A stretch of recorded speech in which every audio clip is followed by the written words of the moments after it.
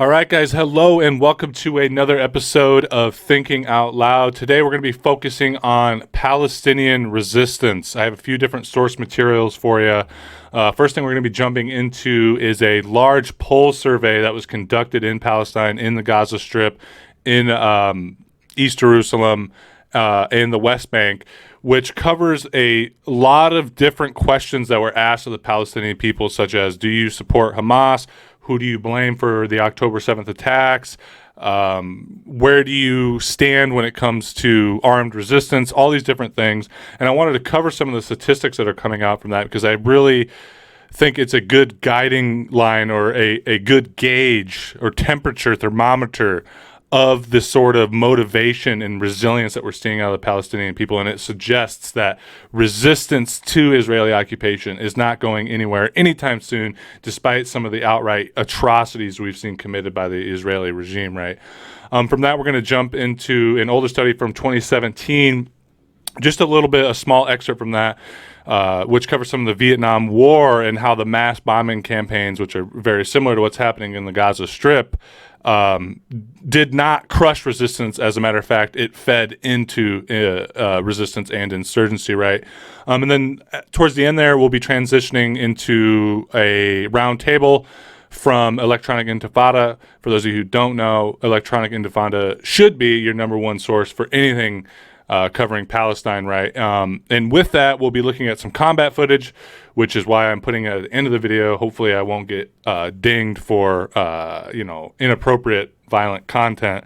But we're going to be showing some of that just to give you an idea of the scale of the ground conflict and to suggest how, despite all of this bombing that we've seen, Hamas and other militant groups seem completely undeterred and still seem to have free range of movement within the Gaza Strip, right? So let's go ahead and jump in here, guys.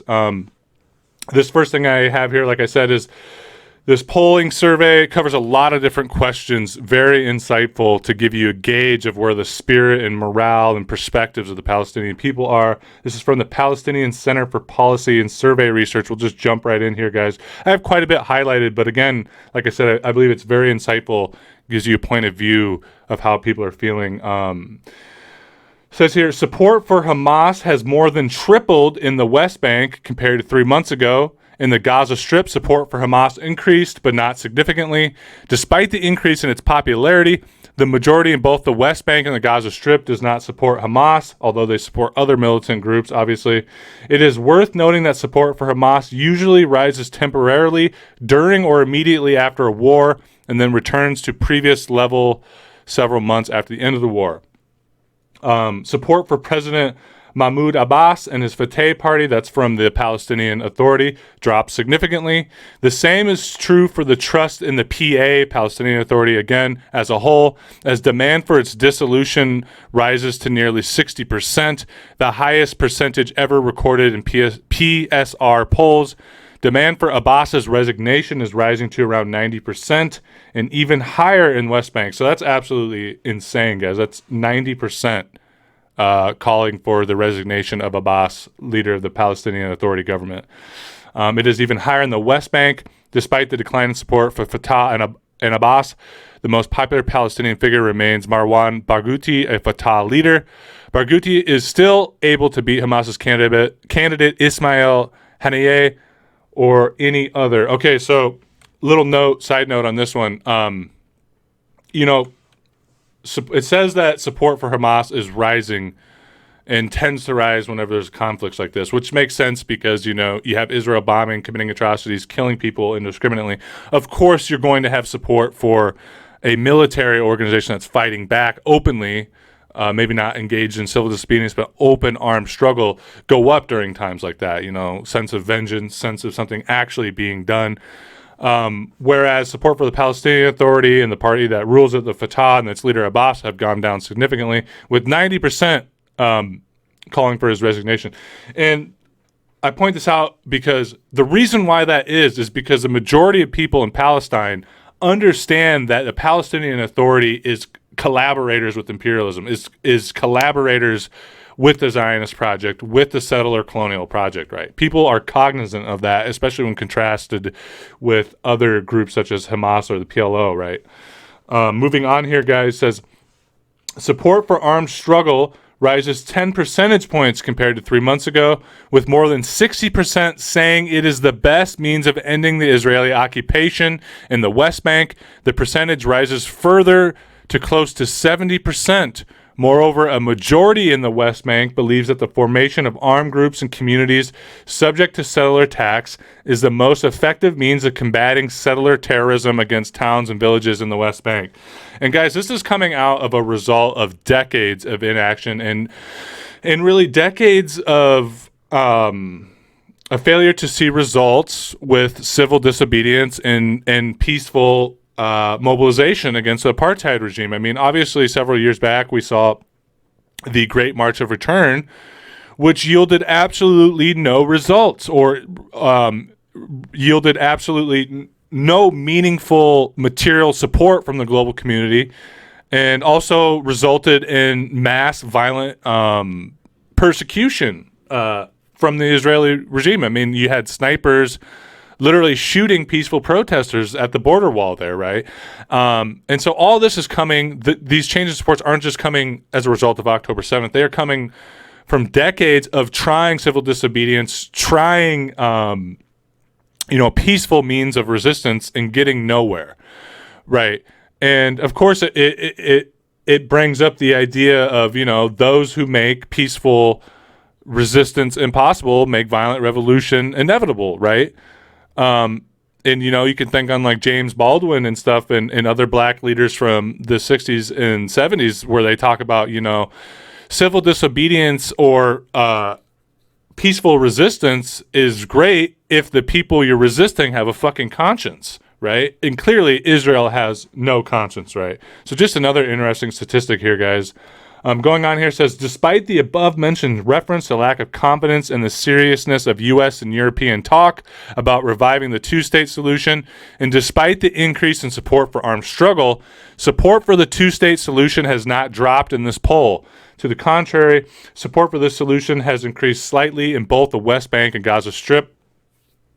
This increase seems to come especially from those who believe that the U.S. and European talk about two-state solution is indeed serious. How anyone, especially anyone living in Palestine, can believe that the talk about two-state solution is still serious after the last fucking 2 decades is beyond me. But again, what do I know? But I point this out because I just, we hear all this talk from Western media about how Palestinians, they're really trying to paint like Palestinians are genocidal and anti-Semitic, right? Like they want to commit a genocide against Israeli Jews. Like they want to push Israeli Jews back into the sea. And I highlight this because even during an open genocide that has killed 20,000 people in about 2 months, you still have a plurality of Palestinians talking about still wanting a two-state solution, right? Not even talking about a one-state solution. And keep in mind, this poll, I don't believe brings up a one-state solution. So I would wonder if there was a framed question around a one-state solution, similar to, say, what the case is in apartheid South Africa, what became of apartheid South Africa. I wonder how some of these numbers might shift, right, if they're side by side.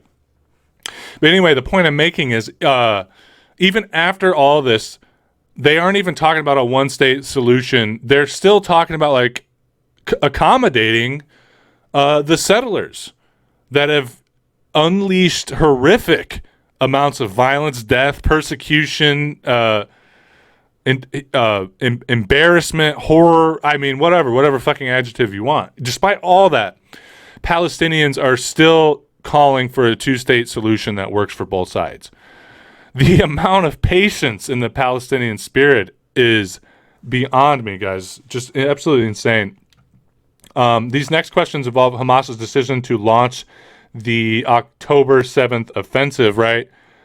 Jumping into these here, guys, says, we asked respondents to speculate about Hamas's reasons for raging its October the 7th offensive, a response to attacks on Al-Aqsa, and to release prisoners, as Hamas claimed, or was it an Iranian plot to thwart Arab normalization with Israel? So those are the two options. The overwhelming majority, 81%, 89% in the West Bank, and 69% in the Gaza Strip, said it was a response to settler attacks on Al-Aqsa Mosque, which happened, at the beginning of the year here, and on Palestinian citizens, and for the release of prisoners from Israeli prisons, while only 14%, 5% in the West Bank, 27% in the Gaza Strip, thought it was an Iranian plot. We asked respondents what they thought of Hamas's decision to launch the October the 7th offensive, given its outcome so far, obviously being the mass death campaign. A vast majority, 72%, 82% in the West Bank, and 57% in Gaza Strip, said it was the correct decision, and 22% said it was incorrect. Okay, so I highlighted this to point out this is a good example of the resolve or the determination of the Palestinian people. You might think that Hamas's attack, which subsequently caused this mass fucking persecution campaign, this genocidal death bombing campaign in Gaza Strip, you might think after all this, Palestinians would be like, fuck, Hamas fucked up. They shouldn't have done that because look at what's come of it. No, you are seeing a plurality, two-thirds, sometimes more, of Palestinians in both the West Bank and Gaza saying this was still the right decision. And this shows you an attitude of not only determination, but an understanding that, like we were saying earlier with some of these statistics, there is no other recourse. We have been given no other recourse. We have to do something. Laying down and dying at the hands of the Israeli thugs is not an option. We have to do something, right? I think that's something you can kind of discern from the statistic here. 2, the Israeli objectives in the Gaza war. These are questions related to that. When asked if Israel will succeed in causing a second Nakba for the Palestinians in the Gaza Strip, as some Israeli ministers have called for, 73% or 83% in the West Bank and 59% in Gaza Strip said it will not succeed, and 24% said it will succeed. So despite mass displacement, despite genocidal numbers of death against any people, including literally pretty much half being children, despite all that, the vast majority still does not believe that Israel will be successful in this. Just a beautiful thing to read. Going on here with this says, but the vast majority, 70%, thinks Israel will fail in achieving its goal in eradicating Hamas and the resistance, while only 8% think it will succeed, and 21% think it will only weaken Hamas and the resistance. West Bankers are more certain than Gazans, which would make sense. Although they are facing settler violence, it's nowhere near to the scale of what's happening in Gaza, obviously. That Israel will fail, 87% and 44% respectively. Moreover, only 1% of West Bankers think Israel will succeed in eradicating Hamas compared to 17% in the Gaza Strip. That's fucking crazy. Despite everything, Palestinians are not only do they believe that Israel will not win, they know Israel will not win in this, right? That's beautiful. That gives me a lot of hope, guys. Similarly, the overwhelming majority, 85 and 96% in the West Bank, thinks that Israel will not succeed in expelling Gazans out of the Strip. Only 13% say that they will succeed. You have some graphs to go along here with this. Says on who they blame. A majority, 52%, blames Israel for the current suffering of Gazans in the current war, while 26% place the blame on the U.S. So we can look at that as 78% blame the imperial project, blame the colonizers, right? Only 11% place the blame on Hamas, and 9% blame the Palestinian Authority. We asked respondents whether they support or oppose the release now before the end of the war of the detained Israeli women and children among the civilians in the hands of resistance groups in return for the blah, blah, blah. The overwhelming majority, 85%, 92% in the West Bank, 75% in Gaza, supported the exchange, while only 13% opposed it. A majority of 71% of Palestinians in the West Bank and Gaza Strip believe Gazans who left their homes during the war to safer areas will be able to return. Okay, so with that, again, just dispelling the narrative that Palestinians are genocidal and fucking insane and anti-Semitic. If they were actually that, you would have rhetoric like what you have out of Israelis talking about Palestinians. We should kill them all, fuck them, genocide, carpet bomb them, right? If anyone's seen Abby Martin and Empire Files, just walking around fucking different townships in Israel, asking people what they think of Palestinians. That isn't what we're seeing here. We're seeing these people who have been bombed and had their children murdered saying, yes, we need to release the prisoners, right? What does that fucking tell you about the national character of these people, especially compared to Israel, right? Going on here, some sections on war crimes and atrocities. We offered the public list of acts or measures and asked respondents whether they are permitted under international law. The majority, 84%, said it allowed taking soldiers or prisoners, but the vast majority, 78%, said it does not allow attacks on or the killing of civilians, of women and children in their homes. Again, I wish I would have pulled up statistics of it comparing, again, just dispelling the narrative that Palestinians are these genocidal people, right? I wish I would have pulled up statistics showing the attitudes in Israel, because it's the complete fucking opposite. It's sick. Let's see what else we have here. It says, when will the war stop and who will win? This is a big section here, guys. Half of the public, 45% in the West Bank and 54% in Gaza Strip, expect to see a ceasefire in Gaza in the upcoming weeks, while a quarter expect the war to continue for weeks and months.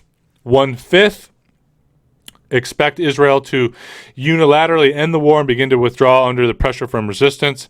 Only 2% expect that Hamas and other resistant forces in Gaza will stop the fighting and withdraw to safer areas in the Gaza Strip. So with this statistic, we can see that a plurality of people, or a good portion of people in Palestine don't believe that Hamas will give up no matter what happens, and they do believe that Israel at some point in the following weeks and months is going to pull out and essentially be defeated.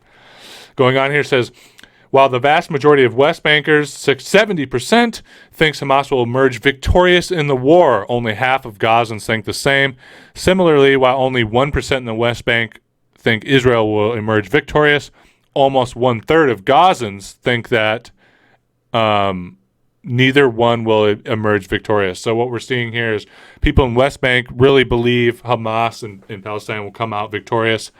People in Gaza, obviously, after 2 months of being bombed, morale is probably considerably lower, although given that, still incredibly high, they think they are leaning towards more of a stalemate, or a situation that doesn't result in defeat but doesn't result in victory.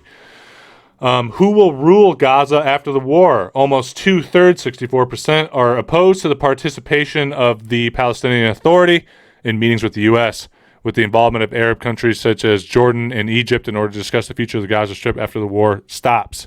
Only 33% support PA participation in such meetings. So clearly, support for the collaborators in the PA, very, very fucking low. They don't, and you have U.S. officials talking about putting, and Israeli officials have mentioned it, although they're still on this genocidal war path, obviously, that they want the Palestinian Authority in charge in Gaza rather than Hamas, even though Hamas was democratically elected to administer Gaza, right? Obviously, this is because, like we have said, it is a colonial asset. They know that the PA, the Palestinian Authority, will be a bunch of pushovers right this. And so Palestinians obviously don't want that. When asked about their preference for the party that should be in control of Gaza Strip after the war, 60% selected Hamas. So in case you were thinking Hamas, if you were still thinking Hamas is a terrorist organization that's embedded itself within the people, no, Hamas is of and from the people of Palestine, right? It's a popular anti-colonial resistance movement, right? 72% think Hamas will succeed in returning to rule over Gaza Strip after the war, despite Israel's declared objective of eradicating the organization. 23% do not think Hamas will succeed. Okay, so that's really all I have from this polling here, guys. I just wanted to share that with you, and I know that was a lot of reading and a lot of statistics, so I'm sorry for the mental bombardment. My brain's already feeling like jello from it as well. But, I mean, this was a great study. Interviewed or polled thousands of Palestinians in different regions throughout the different areas throughout the region. And it just really encompasses a wide variety of perspectives. And we can see clearly from all of these questions, all of these discussions, that the morale of the Palestinian people in regards to the horror they have been inflicted is incredibly high. The pride, the dignity, the willingness to fight to the bitter end is still there. And, and this will go along with some of the other stuff we're going to be discussing as well. And we'll try to power through some of that since we already spent a lot of time reading this. But colonialism does not last, guys. This is the point I'm making here. I beat around the bush a little bit sometimes. I don't mean to. Colonialism does not last. Colonialists, imperialists, empires cannot win in the long run.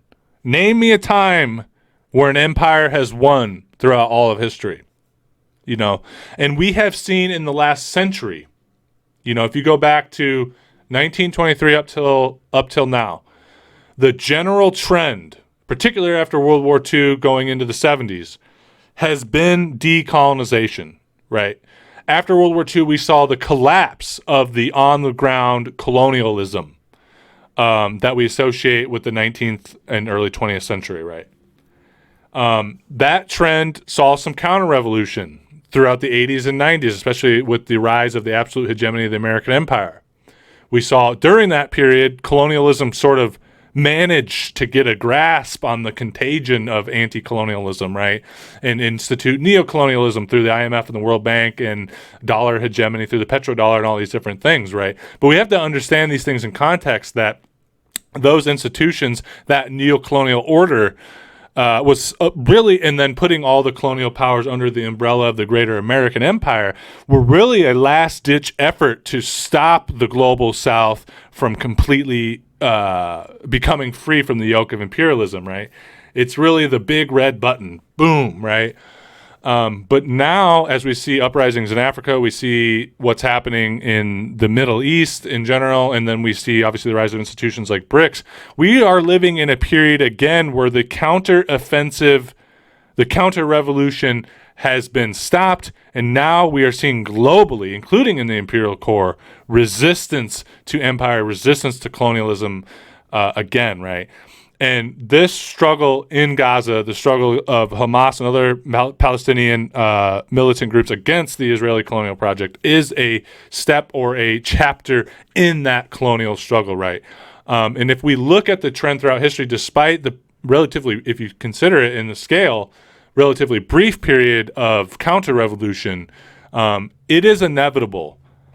It is inevitable that the global South will be free. And I believe that includes Palestine. And it seems here from this polling that Palestinians believe that as well. And if they are believing it despite everything, then we in our hearts should believe it as well. The next thing I want to touch on here, guys, is, we talked about in this polling how despite the result of the genocidal bombing campaign, it seems like support for armed resistance, belief in victory has risen amongst the Palestinians. And as incredible as that may seem, we have seen other examples of throughout history of this is what happens when you inflict atrocities upon people to try to break their spirit. When you try to break their spirit through bombing and genocidal campaigns, you end up with the opposite. You end up with increased insurgency. Obviously, we saw this in African uprisings, particularly in Kenya. We saw in Vietnam. And in relation to that,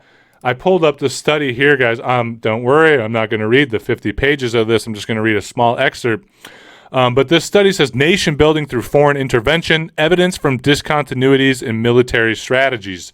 Okay, this is out of August 2017. This study, really interesting. I read a good portion of it.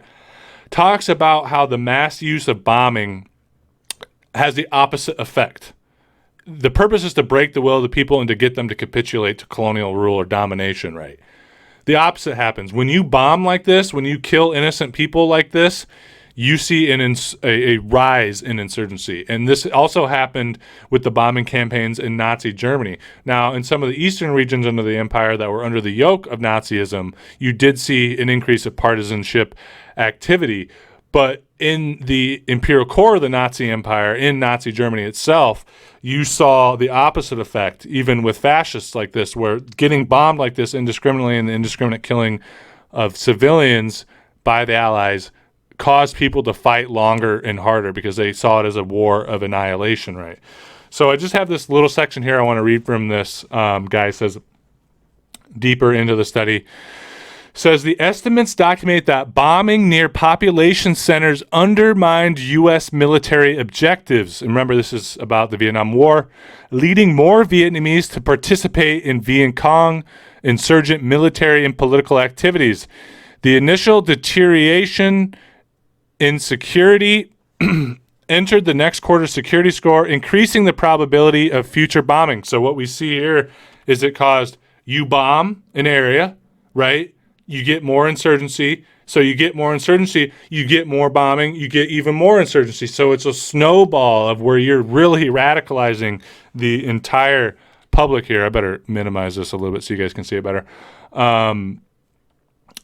Moving from no strikes during the sample period to the sample average increased probability that there was a village VC guerrilla squad, which consisted of local fighters by 27 percentage points relative to the sample mean of 38. So the mean was on average less than a percentage point. Boosted that up to 27. Like, that's an astronomical increase from bombing campaigns. The likelihood that you would see guerrillas. So imagine this in context of Gaza. It also increased the probability that the VC infrastructure, the VC's political branch, was active by 25 percentage points and increased the probability of a VC-initiated attack on local security forces, government officials, or civilians by 9 percentage points.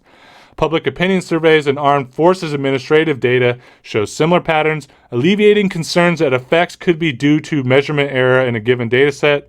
And then it goes on here. I'm not going to continue reading with this, guys, but it goes on here to say it has more data saying, and this wasn't just, oh, there was an attack here, so the VC sent forces from another region to fight back. No, it was people in the area be like, I'm fucking joining the Viet Cong now. I'm joining the communists, even if I wasn't a communist before. So this is just one example of many throughout history where we see these genocidal campaigns of war increase, not decrease, the fighting spirit of a population. Moving on here, guys, I'm going to go into, and I better try to polish this off quick. We're going, maybe, okay, yeah, we'll just jump in here. It says, so this is from Electronic Intifada, says day 69 roundtable. Is Israel losing the war? So again, this just goes along with what we're saying, guys, that despite this campaign, Palestinians are fighting back even harder. And despite the amount of people Israel has killed, Israel isn't, I could say if they're losing the war, but they are not winning it. You know, you have to remember, guys, killing innocent people does not equate to winning a war. I mean, we saw this in the Vietnam War. We killed millions of people at the bombing campaign there. That did not mean we were winning the war. Killing people does not mean you are winning a war. You have to overcome and secure military objectives to win a war, and Israel is not doing that, right? What were their goals in this war? Is to defeat Hamas, is to subjugate, to placate, to crush the Palestinians in the Gaza Strip. Obviously, neither one of those have happened, right? And what ground are they holding either? You know, they aren't. What ground can you hold in a guerrilla war where there's tunnels underneath your feet? Anyway, let's go into this here, guys. Sexual humiliation and harassment has been used as deliberate policy in torture chambers within Israel for a long time. Academic Omar told us on Thursday's live stream he was responding to the mass arrest campaigns and the images that have been circulating of Palestinians in Gaza and the West Bank who have been stripped, blindfolded, and paraded around by Israeli soldiers in front of cameras. There has been this Israeli yearning, if we want to position it as such, to shame Palestinian manhood and masculinity through this parading of men being semi-naked or mostly naked in front of cameras in a show of Israeli dominance, power over Palestinian masculinity and manhood, Abdullah Jawad said. But he explained Israel's propaganda efforts are backfiring. backfiring. Most people see this as a desperate attempt by Israel to showcase some sort of success so they can actually see it as Israeli weakness and not as an Israeli strength. So all this stuff that you've been seeing, I mean, it's just horrific images reminiscent of the Holocaust or Abu Ghraib prison, right?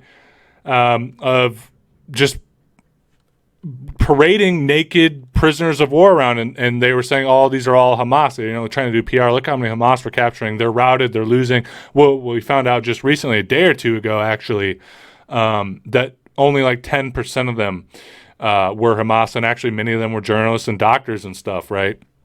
So what they're saying here is that this attempt, this shitty propaganda, as Israel is notorious for, is them really trying to show that they're winning something because they fucking aren't, right? Israel is attempting to craft an image of victory using the brutal spectacle of mass arrests of civilians as its military hides casualty figures from the ground in Gaza. So they've been not talking about how many Israelis have been killed. They're really trying to cover it. And there's actually I believe a law in the book, or there's some kind of leak or something, I'm sorry I don't have it here, where Israel has it in place where they don't share death tolls with the public during an active military operation. It does seem that Israel came out of the fighting pause, that's a ceasefire a couple of weeks ago, and got feedback from their focus groups on what has to be done to build an image of victory that allows you to withdraw from this war with some semblance of at least operational legitimacy, because we know they've lost moral legitimacy, so they want a symbol of victory. For the Israelis, because they don't have the operational or moral legitimacy to fall back on, their principal warfighting strategy is to stay alive. That is not a very good strategy. That is not how you win a war. I'm just going to try to stay alive. No. You need to take shit over. You need to destroy enemy combatants, and they are not doing that. As part of the brutality of the massacres in the Gaza Strip is cowardice. It's cowardice of their soldiers who don't want to go in and risk themselves. So, just some interesting perspective there, guys. I'm going to play a couple of videos. Hopefully my little picture won't get in the way. I'm going to show some of this to you guys because I know some of you hadn't seen it. Hopefully we don't get dinged.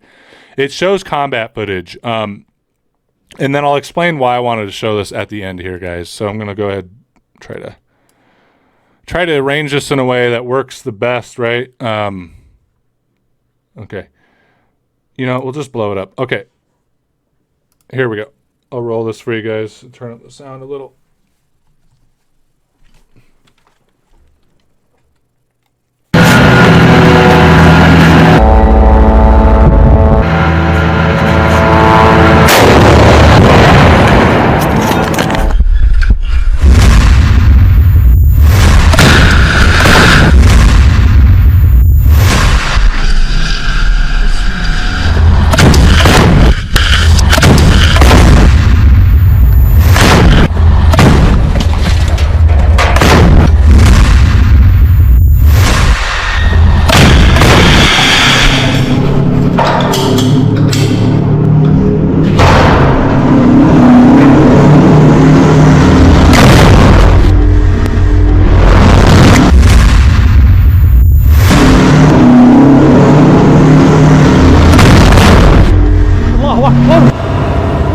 اضرب توكل على الله.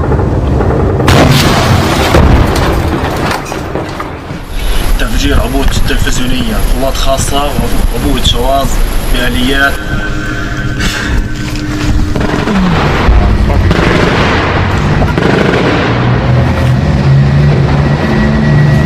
بسم الله.